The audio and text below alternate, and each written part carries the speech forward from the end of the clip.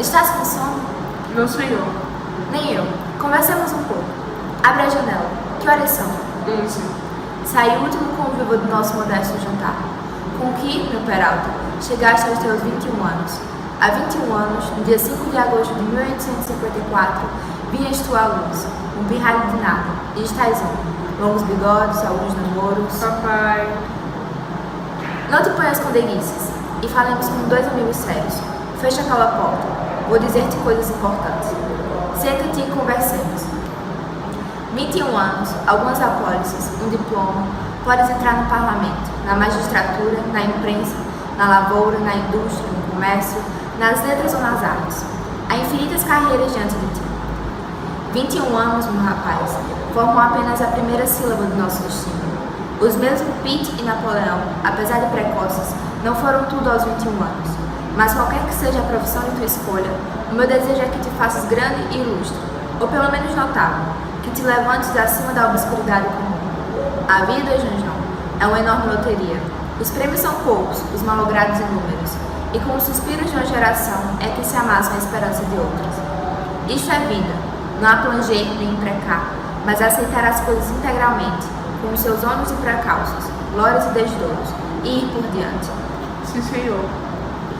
Entretanto, assim como é de boa economia guardar um pão para a velhice, assim também é de boa prática social acautelar um ofício para a hipótese de que outros falhem, ou não indenizem o suficientemente o esforço da nossa missão. É isto que te aconselho hoje, de ir à tua maioridade. Creio que lhe agradeço, mas que ofício não me dirá? Nenhum me parece mais útil e cabido que o de medalhão. Ser medalhão foi o sonho da minha mocidade. Faltaram-me, porém, as instruções de um pai, e acabo como vês, sem outra consolação e relevo moral, além das esperanças que deposito em ti. Ouve-me bem, meu querido filho, ouve-me e entende. És moço, tens naturalmente o ardor, a exuberância, os improvisos da idade. Não os rejeite, mas modera-os de modo que aos 45 anos possas entrar francamente no regime do aprumo e do compasso. O sábio que disse, a gravidade é um mistério do corpo, definiu a compostura do medalhão.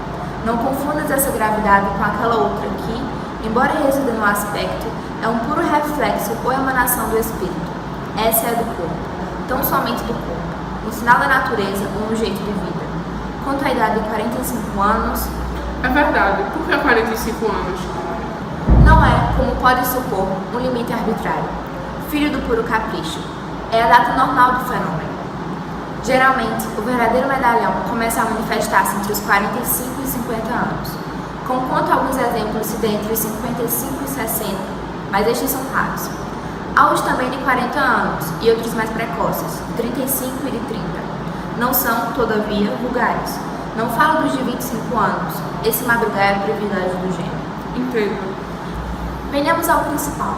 Uma vez entrado na carreira, deves pôr todo o cuidado nas ideias que houveres de nutrir para o uso alheio e próprio. O melhor será não as ter absolutamente, coisa que entenderás bem, imaginando, por exemplo, um ator defraudado do uso de um braço.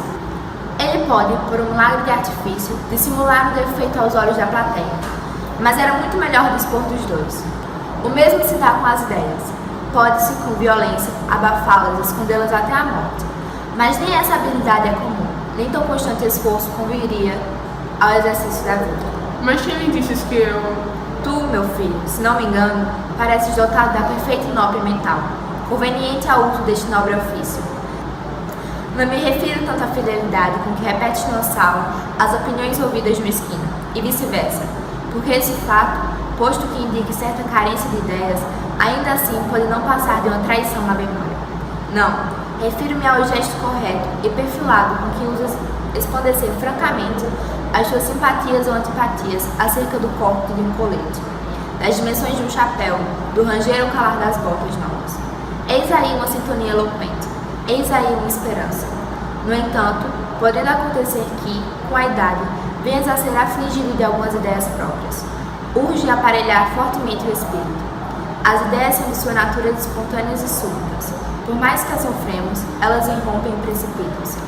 Daí a certeza com que vulgo, cujo faro é extremamente delicado, distingue o medalhão completo do medalhão incompleto. Creio que assim seja, mas um tal obstáculo é invencível. Não é. Há um meio. é lançar mão de um regime debilitante, ler compêndios de retórica, ouvir certos discursos, etc. O voltarete, o dominó e o whist são remédios aprovados. O whist tem até a rara vantagem de acostumar ao silêncio, que é a forma mais acentuada da circunspecção. Não digo mesmo da natação, da equitação e da ginástica, embora elas façam repousar o cérebro, mas por isso mesmo que o fazem repousar, restituem-lhe as forças e atividades perdidas.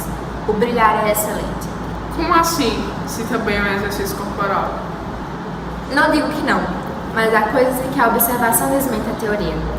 Se te aconselho excepcionalmente o brilhar, é porque as estatísticas mais populosas mostram que 3/4 partes do habituado do taco partilham as mesmas opiniões do mesmo taco.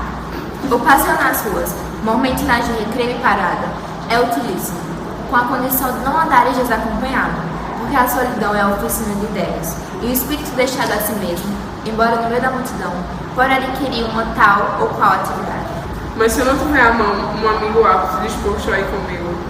Não faz mal, tens o valente recurso do mesclado transpalmatórios, em que toda a poeira da solidão se dissipa. As livrarias, ou por causa da atmosfera do lugar, ou por qualquer outra razão que me escapa, não são propícias ao nosso fim. E, não obstante, a grande convivência em entrar por elas, de quando em quando. Não digo as ocultas, mas as escândalas. Podes resolver a dificuldade de modo simples. Vai ali falar do boato do dia, da anedota da semana, de um contrabando, de uma calúnia, de uma cometa, de qualquer coisa, quando não prefiras interrogar diretamente leitores habituais das belas crônicas de Masada. 75% desses estimáveis cavalheiros repetir-te-ão as mesmas opiniões, e uma tal monotonia é grandemente saudável. Com este regime, durante 8, 10, 18 meses, suponhamos 2 anos, reduzes o intelecto, por mais prodígio que seja, a sobriedade, a disciplina ao equilíbrio comum. Não trate do vocabulário, porque ele está subentendido no uso das ideias. Há de ser naturalmente simples, tíbido, apoucado, sem notas vermelhas, sem flores de clarim. Isso é o diabo. Não pode adornar o estilo de quando em quando. Podes empregar umas quantas figuras expressivas. A Hidra de Lerna, por exemplo, Cabeça de Medusa, o Túnel das Janaides, As Asas de Ícaro e outras, que românticos, clássicos e realistas empregam sem pesar, quando precisam delas. Sentenças latinas, ditos históricos, versos célebres, brocados jurídicos, máximas, é de bom aviso trazê-los contigo para os discursos de sobremesa, de felicitação ou de agradecimento. Que o Vento Consulis é um excelente fecho de artigo político, o mesmo terei ao serviço, passem para Belu. Alguns costumam renovar o sabor de uma citação intercalando uma frase nova, original e bela, mas não te aconselho este artifício. Seria desnaturar-lhe as graças vestosas. Melhor que tudo isso, porém, que afinal não passa de um mero adorno, são as frases feitas, as locuções convencionais, as formas consagradas pelos anos, incrustadas na memória individual e pública.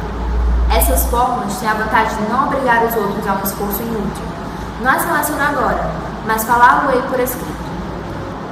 De resto, o mesmo ofício te irá ensinando os elementos desta arte difícil de pensar ou pensar. Quanto à utilidade de um tal sistema, basta figurar uma hipótese. Faça uma lei, executa-se, não produz efeito, subsiste mal. Eis aí uma questão que pode aguçar as curiosidades vadias, dar ensejo a um inquérito pendasteiro, a uma coleta fastidiosa de documentos e observações, análise das causas prováveis, causas certas, causas possíveis, o estudo infinito das aptidões do sujeito reformado, da natureza do mal, da manipulação do remédio, das circunstâncias da aplicação. Matéria, enfim, para todo o andaime de palavras, conceitos e desvarios. Tu pouco aos teus semelhantes todo esse imenso arrasel. Tu dizes simplesmente, antes das leis, reformemos os costumes. E esta frase sintética, transparente, límpida, tirada ao pecúlio comum, resolve mais depressa o problema. Entre pelos espíritos como um jogo súbito do som. Vejo por aí que vais mercê condena toda e qualquer aplicação de processos modernos. Entendamos. Condena a aplicação, louva a denominação. O mesmo direi de toda recente terminologia científica. Deves decorá-la. Conquanto o rasgo peculiar do medalhão seja uma certa atitude de Deus terno, e as ciências sejam obra de um movimento humano. Como tens de ser medalhão mais tarde, convém tomar as armas do teu tempo. E de duas ou elas estarão usadas e divulgadas daqui a 30 anos, ou conservar-se-ão novas. No primeiro caso, pertence-te de foro próprio. No segundo, podes tirar coquetice de as trazer, para mostrar que também executou. De outiva, com o tempo, irás sabendo que as leis, casos e fenômenos respondem toda essa terminologia, porque o método de interrogar os próprios mestres e oficiais da ciência, nos seus livros, estudos e memórias, além de tedioso e cansativo, traz um perigo de inocular ideias novas, e é radicalmente falso. Acresce que no dia em que viesse a senhorear-te do espírito daquelas leis e formas, serias provavelmente levado a empregá-las com tal ou qual comedimento, como a costureira esperta e afreguesada, que, segundo o poeta clássico, quanto mais pano tem, mais pouco corta, menos monte e alardeia os retalhos. Este fenômeno, tratando-se de um medalhão, é que não seria científico. Upa, que a profissão é difícil. E ainda não chegamos ao cabo. Vamos a ele. Não te falei ainda dos benefícios da publicidade. A publicidade é uma dona loureira e senhoril, que deve se requestar à força dos pequenos mimos, confeitos, almofadinhas, coisas miúdas que antes premiam a consistência do afeto de que o atrevimento e a ambição. Que Dom Quixote solicita os favores dela mediante ações heróicas ou custosas. É um sequestro próprio desse luxo lunático. O verdadeiro medalhão tem outra política. Longe de inventar um tratado científico da criação dos carneiros, compra um carneiro e dá aos amigos sob a forma de um jantar, cuja notícia não pode ser indiferente aos seus concidadãos. Uma notícia traz a outra. 5, 10, 20 vezes põe o teu nome ante os olhos do mundo. Comissões ou deputações para felicitar um agraciado, um benemétrio, um forasteiro, tem singularidades e merecimentos. E assim as irmandades e associações diversas, sejam mitológicas, cinegéticas ou coreográficas.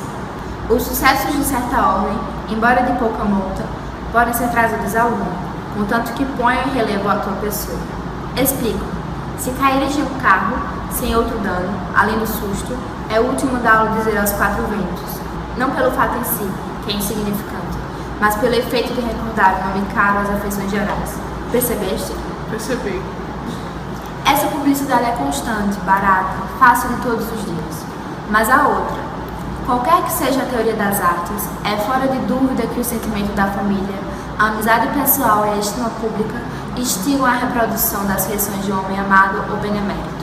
Nada obsta a que seja objeto de tal distinção, principalmente se a sagacidade dos amigos não achar em ti repugnância. Em semelhante caso, não só as regras de mais vulgar polidez mandam aceitar o retrato ou busto, como seria desazado impedir que os amigos os expusessem em qualquer casa pública. Dessa maneira, o nome fica ligado à pessoa. Os que houverem lido o teu recente discurso, suponhamos, na sessão inaugural da União dos Cabeleireiros, reconhecerão na compostura das feições o autor dessa obra grave, em que a alavanca do progresso e o suor do trabalho vencem a falsiziantes da miséria. No caso de que uma comissão lhe te leve a casa ou retrato, deves agradecer-lhe o obséquio com um discurso cheio de gratidão e um copo d'água. É um uso antigo, razoável e honesto. Convidarás então os melhores amigos, os parentes e, se possível, uma ou duas pessoas de representação. Mas, se esse dia é um dia de glória e regozijo, não vejo que possas, decentemente, recusar um lugar à mesa dos repórteres dos jornais. Em todo caso, se as obrigações desses cidadãos os tiverem noutra parte, podes ajudá-los de certa maneira, redigindo tu mesmo a tua notícia da festa. E, dado que por um sinal ou escrúpulo, aliás desculpável, não queiras com a própria mão anexar ao teu nome os qualitativos dignos dele, incube a notícia a algum amigo ou parente. Digo-lhe que o que vais me ensina não é nada fácil. Nem eu te digo outra coisa. É difícil, come tempo, muito tempo. Leva anos, paciência, trabalho, e felizes os que chegam a entrar na terra prometida. Os que lá não penetram, engolem-os à obscuridade. Mas os que triunfam, e tu triunfarás, crê-me, verás cair as muralhas de Jericó ao som das trompas sagradas. Só então poderás dizer que estás fixado. Começa nesse dia a tua fase de ornamento dispensável, de figura obrigada, de rótulo. Acabou-se a necessidade de farejar ocasiões, comissões e irmandades. Elas virão ter contigo, com o seu ar pesadão e cru, de substantivos desajetivados, e tu serás o adjetivo dessas orações opacas, o odorífero das flores, o anilago dos céus, o prestimoso dos cidadãos, o noticioso e suculento dos relatórios. Inserir-se é o principal, porque o adjetivo é a alma do idioma, é a sua porção idealista e metafísica. O substantivo é a realidade nua e crua, é o naturalismo do vocabulário. Parece-lhe que todo esse ofício é apenas um sobressalento para os déficits da vida? De certo, não fica excluída nenhuma outra atividade. Nem política? Nem política. Toda a questão é não infringir as regras e obrigações capitais. Podes pertencer a qualquer partido, liberal ou conservador, republicano ou tramontano, com a cláusula única, não ligar nenhuma ideia especial a esses vocábulos, e reconhecer-lhe somente a utilidade escobelete bíblico. Se for ao parlamento, posso ocupar a tribuna? Podes e deve. É um modo de convocar a atenção pública. Quanto à matéria dos discursos, tens a escolha, ou os negócios miúdos ou a metafísica política, mas prefere a metafísica. Os negócios miúdos forçam a confessá-lo, não desdizem daquela chateza de bom tom, própria de um medalhão acabado. Mas, se puderes, adota a metafísica. É mais fácil e mais atraente. Suponho que desejas saber por que motivo a 7ª Companhia da Infantaria foi transferida de Uruguaia para Canguçu. Serás ouvido tão somente pelo ministro da Guerra, que te explicará em 10 minutos as razões desse ato. Não assim a metafísica. Um discurso da metafísica política apaixona naturalmente os partidos de chama os aparentes e as respostas, e depois não obriga a pensar e descobrir. Nesse ramo dos conhecimentos humanos, tudo está achado, formulado, rotulado, encaixotado. É só prover os alforjes da memória. Em todo caso, não transcedas nunca o limite do imbradiável vulgaridade. Farei o que puder, nenhuma imaginação? Nenhuma. Antes faze correr o boato de que tal dom é ínfimo. Nenhuma filosofia? Entendamos-nos. No papel e na língua alguma, na realidade nada. Filosofia da história, por exemplo, é uma locução que deves empregar com frequência, mas proíbo-te que chegues a outras conclusões que não sejam já achadas por outros. Foge a tudo que te possa cheirar reflexão, originalidade, etc, etc. Também há um risco? Como ao risco? Ficar sério, muito sério. Conforme. Tens um gênio folgazão, prazenteiro. Não has de sofreá-lo nem eliminá-lo. Podes brincar e rir alguma vez.